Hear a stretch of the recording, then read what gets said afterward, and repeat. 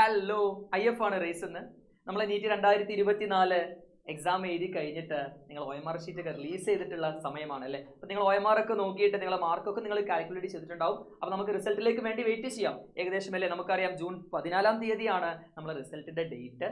So ആ ഒരു OMR sheet നിങ്ങൾ നോക്കിയിട്ട് ചില കുട്ടികൾക്ക് സ്കോർ കുറഞ്ഞ ആൾക്കാരുണ്ടാവാം.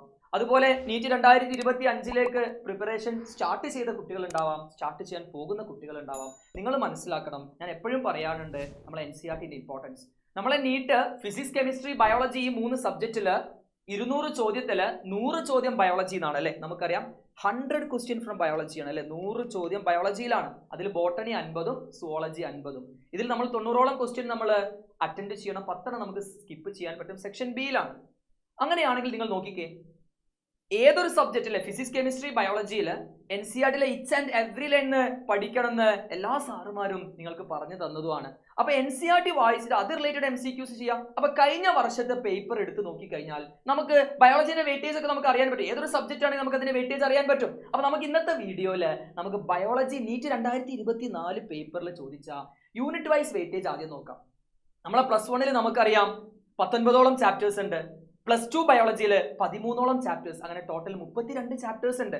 +1 വരികയാണെങ്കിൽ നമുക്ക് ഈ വർഷം ചോദിച്ചതിൽ ഡൈവേഴ്സിറ്റി ഇൻ ലിവിംഗ് വേൾഡ് എന്ന് പറഞ്ഞ യൂണിറ്റ് നമ്മുടെ NCERTയിൽ ഉണ്ട്. ആനിമൽ കിങ്ഡം, അതുപോലെ പ്ലാന്റ് കിങ്ഡം, ലിവിംഗ് വേൾഡ് ഒക്കെ വരുന്ന അല്ലേ, ആ ഒരു വരുന്ന സെഷനാണ്. അതിന് 8% ക്വസ്റ്റ്യൻ. എന്താ 8%? 100 ചോദ്യമല്ലേ. അപ്പൊ 8 ക്വസ്റ്റ്യൻ ആണ് ആ യൂണിറ്റ് എന്ന് ചോദിച്ചത്.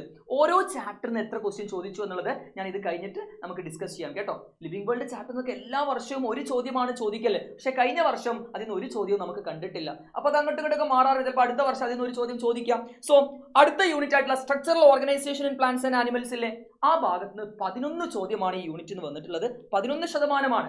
അതുപോലെ സെൽ സ്ട്രക്ചർ ആൻഡ് ഫംഗ്ഷൻ എന്ന് പറഞ്ഞ യൂണിറ്റിന് 14 ചോദ്യത്തിന്റെ അടുത്ത് ചോദിച്ചിട്ടുണ്ട്. നമ്മുടെ cell cycle and cell division ഒക്കെ ഇല്ലേ, ബയോമോളിക്യൂൾസ്, ഇതൊക്കെ അടങ്ങുന്ന ഒരു യൂണിറ്റ് ആണ് സെൽ സ്ട്രക്ചർ ആൻഡ് ഫംഗ്ഷൻ. അത് കഴിഞ്ഞിട്ടുള്ള പ്ലാന്റ് ഫിസിയോളജി 3 ചാപ്റ്റേഴ്സിനും കൂടി 8 ക്വസ്റ്റ്യൻ ചോദിച്ചിട്ടുണ്ട്. 8%. അതുപോലെ ഹ്യൂമൻ ഫിസിയോളജി കഴിഞ്ഞ വർഷത്തെ ട്രെൻഡ് 2023 ഏകദേശം ഒരു 17-18 ചോദ്യം ചോദിച്ചിട്ടുണ്ടായിരുന്നു. ഈ വർഷം നമുക്കറിയാം ഡൈജഷൻ ചാപ്റ്റർ ഡിലീറ്റ് ചെയ്തിട്ടുണ്ട്. അപ്പൊ ഹ്യൂമൻ ഫിസിയോളജിന്ന് 12ഓളം ചോദ്യമാണ് ചോദിച്ചിട്ടുള്ളത്. അപ്പൊ 100 ചോദ്യം എടുത്തു കഴിഞ്ഞാൽ നമ്മളെ +1 നിങ്ങൾ നോക്കിക്കേ, 53 ചോദ്യം നമ്മളെ +1 ടോപ്പിക് എന്നാണ് കഴിഞ്ഞ നീറ്റ് എക്സാമിന്റെ ബയോളജി പേപ്പറിൽ നമുക്ക് കാണാൻ പറ്റുന്നത്. അപ്പൊ ഏകദേശം ഒരു ഈക്വൽ വെയിറ്റേജ് തന്നെയാണ്. ബാക്കി 47 ക്വസ്റ്റ്യൻസും +2 ടോപ്പിക് എന്നാണ്, +2 ചാപ്റ്റേഴ്സ് എന്നാണ് ചോദിച്ചിട്ടുള്ളത്. അപ്പൊ നിങ്ങൾ നോക്കിക്കേ, നമ്മളെ ഓരോ യൂണിറ്റിലുള്ള ചാപ്റ്റേഴ്സ് നിങ്ങൾക്കറിയാം. ലിവിംഗ് വേൾഡ് നിങ്ങൾ നോക്കിക്കേ, അവിടെ ഒരു ചോദ്യവും നമ്മൾ കഴിഞ്ഞ വർഷം ചോദിച്ചിട്ടില്ല. അതുപോലെ കഴിഞ്ഞ വർഷം മീൻസ് കഴിഞ്ഞ നീറ്റ് 2024 ബയോളജിക്കൽ ക്ലാസിഫിക്കേഷൻ 2, അങ്ങനെ പ്ലാന്റ് കിങ്ഡം 1. ഏറ്റവും കൂടുതൽ വെയിറ്റേജ് അപ്പോൾ +1 ചാപ്റ്റേഴ്സ് നിങ്ങൾക്ക് ഇതിൽ നിന്ന് മനസ്സിലാവും. നിങ്ങൾ നോക്കിക്കേ ഏതൊക്കെയായിരിക്കും ഏറ്റവും കൂടുതൽ വെയിറ്റേജ് നമുക്ക് മനസ്സിലാക്കാൻ പറ്റും. ആനിമൽ കിങ്ഡം 5 ചോദ്യം ചോദിച്ചിട്ടുണ്ട്. മോർഫോളജി ഓഫ് ഫ്ലവറിംഗ് പ്ലാന്റ് 5ഉം, അനാട്ടമി എന്നൊക്കെ 3 ചോദ്യമാണ്. ബട്ട് സെൽ അല്ലെ, സെല്ലിന്റെ ആ ഒരു യൂണിറ്റിലേക്ക് വരുമ്പോൾ കൂടുതൽ ക്വസ്റ്റ്യൻ ചോദിച്ചിട്ടുണ്ട് ഈ കഴിഞ്ഞ വർഷം. അതായത് NEET 2024 cell the unit of life 4 ചോദ്യം, biomolecules 5, cell cycle and cell division 4. അതുപോലെ ഫോട്ടോസിന്തസിസ് പ്ലാന്റ് ഫിസിയോളജിയിലേക്ക് വരുമ്പോൾ ഫോട്ടോസിന്തസിസ് 3, അതുപോലെ റെസ്പിറേഷൻ ഇൻ പ്ലാന്റ്സ് 2 ആണ്. അതുപോലെ പ്ലാന്റ് ഗ്രോത്ത് ആൻഡ് ഡെവലപ്മെന്റ് 3 ചോദ്യമാണ് ചോദിച്ചിട്ടുള്ളത്. ഇനി നമ്മൾ ഓവറോൾ നമ്മളെ ഫിസിയോളജി നോക്കുകയാണെങ്കിൽ 2ഉം 3ഉം ചിലതിന് 1 ചോദിച്ചിട്ടുള്ളൂ. 12 ചോദ്യമാണ്, 12% കഴിഞ്ഞ വർഷം ഹ്യൂമൻ ഫിസിയോളജിന്റെ വെയിറ്റേജ് വരുന്നത്.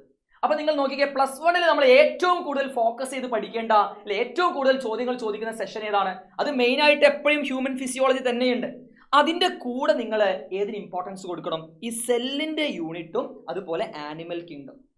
ഓക്കെ, അതുപോലെ മോർഫോളജി ഈ മോർഫോളജി അനാട്ടമി നമുക്ക് അത്രയ്ക്ക് ഇമ്പോർട്ടൻ്റ് ആണ്. കുറേ പോർഷൻസ് ഒക്കെ ഡിലീറ്റ് ചെയ്തിട്ടുള്ള NCERT ആണ് നമ്മളിപ്പോൾ പഠിക്കുന്നത്. അപ്പം വെയിറ്റേജ് അനുസരിച്ചിട്ട് വേണം നമ്മൾ ക്വസ്റ്റ്യൻസിന്റെ നമ്പർ ചെയ്യണം. ഈ ഒരു വീഡിയോയുടെ ഉദ്ദേശം എന്താണെന്ന് വെച്ച് കഴിഞ്ഞാൽ എല്ലാ ചാപ്റ്ററും ഇമ്പോർട്ടൻ്റ് തന്നെയാണ്. പക്ഷെ നിങ്ങൾ മനസ്സിലാക്കണം, ഓരോ ചാപ്റ്റർ പഠിക്കുമ്പോഴും അതിൽ നമ്മൾ എത്ര MCQs ചെയ്യണം, അത് എത്രയും നിങ്ങൾക്കാവാം. പക്ഷേ ലിവിംഗ് വേൾഡ് പോലത്തെ ചാപ്റ്ററിന് ആകെ ഒരു ചോദ്യമേ മാക്സിമം ചോദിക്കൂ. അപ്പൊ അതിൽ നിന്ന് നമ്മൾ thousands of MCQ അല്ലെങ്കിൽ 500 MCQ ചെയ്തിട്ട് കാര്യമുണ്ടോ? NCERT റിലേറ്റഡ് ഒരു മാക്സിമം ഒരു 100 MCQ ഒക്കെ നമുക്ക് ചെയ്തെടുത്താൽ മതിയാവും. കാരണം എന്താ, ലിവിംഗ് വേൾഡിൽ ആകെ ഒരു ചോദ്യമേ ചോദിക്കുകയാണെങ്കിൽ ചോദിക്കുകയുള്ളൂ. അപ്പൊ ചാപ്റ്റേഴ്സിന്റെ വെയിറ്റേജ് മനസ്സിലാക്കിയിട്ട് വേണം നമ്മൾ എല്ലാ ചാപ്റ്ററും ഇച്ച് ആൻഡ് എവറി വേർഡ് വായിക്കണം. പക്ഷെ MCQ ചെയ്ത നമ്പർ നിർണ്ണയിക്കുന്നത് ആ ചാപ്റ്ററിന്റെ വെയിറ്റേജ് ആണ്. അപ്പൊ ഇതിന്ന് നിങ്ങൾക്ക് വ്യക്തമല്ലേ?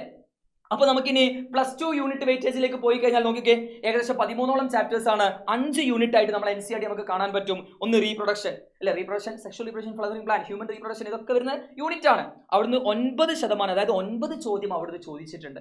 അത് കഴിഞ്ഞാൽ ജെനറ്റിക്സ് ആൻഡ് എവല്യൂഷൻ 14%, അത് എല്ലാ വർഷവും കൂടുതലാണ്. 17-18% വരെ പോവാറുണ്ട്. 2 ജെനറ്റിക്സ് ചാപ്റ്റേഴ്സും ഒരു എവല്യൂഷനും. പിന്നെ biology in human welfare, human health and disease, microbes ഒക്കെ വരുന്ന ആ സെഷന് ഏകദേശം 5 ചോദ്യമാണ് ചോദിച്ചിട്ടുള്ളത്. ബട്ട് ഈ കഴിഞ്ഞ പേപ്പർ എടുത്താൽ കാണാൻ പറ്റും, ബയോടെക്നോളജി 2 ചാപ്റ്ററിലെ 2 ചാപ്റ്ററിന് കൂടി 10 ചോദ്യം ചോദിച്ചിട്ടുണ്ട്. 10% ക്വസ്റ്റ്യൻസ് അവിടുന്ന് കാണുന്നുണ്ട്. അതുപോലെ ഇക്കോളജിയിൽ നിന്നും നമുക്ക് ഏകദേശം ചോദിച്ചത് 8 ചോദ്യമാണ്, 8%. അപ്പൊ +2 നമ്മൾ ഹോൾ ടുഗദർ എല്ലാ ചാപ്റ്റേഴ്സും എടുത്തു കഴിഞ്ഞാൽ 47 ചോദ്യം, 47% നമുക്ക് +2. അപ്പൊ നോക്കി ഏകദേശം ഈക്വൽ വെയിറ്റേജ് തന്നെ, 53-47 അല്ലേ. അപ്പൊ ഈക്വൽ വെയിറ്റേജ് ആണ് +1 +2 നമുക്ക് പറയാൻ പറ്റും. പക്ഷേ നമുക്ക് അവിടെ ചാപ്റ്റേഴ്സിന് ഇമ്പോർട്ടൻസ് കൊടുക്കാൻ പറ്റും. ഏതൊക്കെയാ? നമ്മളെ +2 സെഷൻ നോക്കുകയാണെങ്കിൽ നിങ്ങൾ നോക്കിക്കേ, ഏറ്റവും കൂടുതൽ നമ്മളെ ജെനറ്റിക്സ് എന്നാണ് അല്ലേ. നമുക്ക് principle of inheritance and variation 5, molecular basis 6 ചോദ്യം ചോദിച്ചിട്ടുണ്ട്, എവല്യൂഷന് 3 ചോദ്യമാണ്. അപ്പൊ ആ യൂണിറ്റിൽ നിന്നും ഏകദേശം 14 ചോദ്യം ചോദിച്ചിട്ടുണ്ട്. അപ്പൊ ആ യൂണിറ്റ് അത്രയ്ക്ക് ഇമ്പോർട്ടന്റ് ആണ്. പിന്നെ ബയോടെക്നോളജി 2 ചാപ്റ്ററിനും കൂടി 10 ചോദ്യം ചോദിച്ചിട്ടുണ്ട്. അപ്പൊ നിങ്ങൾ നോക്കിക്കേ, ഈ ജെനറ്റിക്സ്, എവല്യൂഷനും അതുപോലെ ബയോടെക്നോളജി, പിന്നെ ആരും പ്രതീക്ഷിക്കാതെ പ്രാവശ്യം ചോദിച്ചത് ബയോഡൈവേഴ്സിറ്റി ആൻഡ് കോൺസർവേഷൻ ചാപ്റ്ററിൽ, ബയോഡൈവേഴ്സിറ്റി കോൺസർവേഷൻ ചാപ്റ്ററിൽ 5 ചോദ്യം ചോദിച്ചു. 5 ക്വസ്റ്റ്യൻ ആണ്, ഒരൊറ്റ കുഞ്ഞു ചാപ്റ്റർ അല്ലേ അവിടുന്ന് ചോദിച്ചിട്ടുള്ളത്.